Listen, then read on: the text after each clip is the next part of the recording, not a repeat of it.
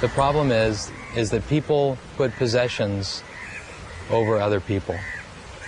They would rather have an upgraded car than they would see a child fed. When I got here, I thought that I had everything to give and nothing to learn. And that's been completely reversed with me. Completely reversed. I've learned that these people have a culture. We don't. I mean, we have movies. We have television. If you learn one simple rule, you'll get along a lot better with people. You never really know a person until you step into their skin and walk around in it for a while. We're looking for children who are in dire need of help. Most of them have lost their fathers, and so we call it an orphanage project. We call them orphans, even though some of them have lost only one parent.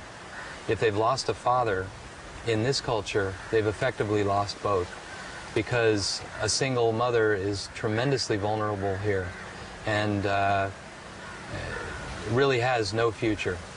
And so it's a painful decision for a mother to give up a child and say that the child would be better off in an orphanage like this. But that is the reality.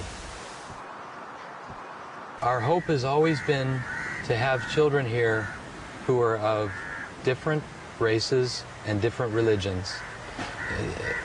In my opinion, if you raise kids together, they become friends, and it eliminates racism. If you segregate children, you're in essence telling them that there are inequalities. One race is better than the other. One religion is better than the other. And that's where the problems, in my opinion, start. When people start to separate themselves from each other, it goes from there to, I'm better than you. So the theory has always been, put them together as children when they don't have these agendas, when they don't see the color of the skin, when they don't see the religion. They just know friendships and let those grow. And so in part, that's what contributes to the peace process. The other element is, overtly trying to do that with respect to religion through the Hope Center. I remember, for example, Maristella. She lost her father in the war. Her family, her mother, lives in Jaffna. It's a long way from here. And her mother gave up her child, to be here, because she knew that it was the promise of a better life. The child is asked, what are your aspirations?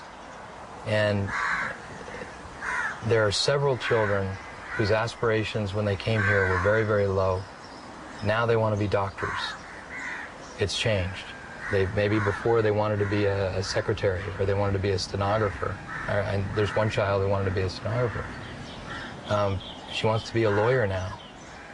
I mean, the possibilities of doors have opened, and they see that that's possible. A lot of people have said something like, well, this is only 100 kids. That's the tip of the iceberg. What are you really doing? It's not a drop in the bucket. The Jews have a saying, you save a person, one person, you save the whole world. So we've saved 101 worlds here with the children, 143 with the widows, and we'll save another 100 with the elders. The first 10 children who came into this orphanage, most of them, when their photos were taken, they were withdrawn. They didn't say a word, they didn't smile.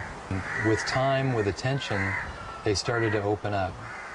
These children have not been touched. They haven't had the human contact.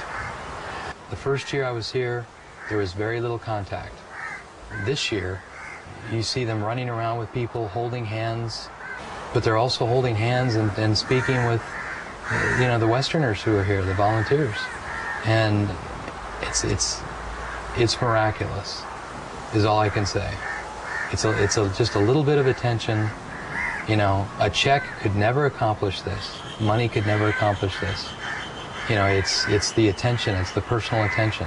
If a kid feels wanted and valued, everything changes in their life.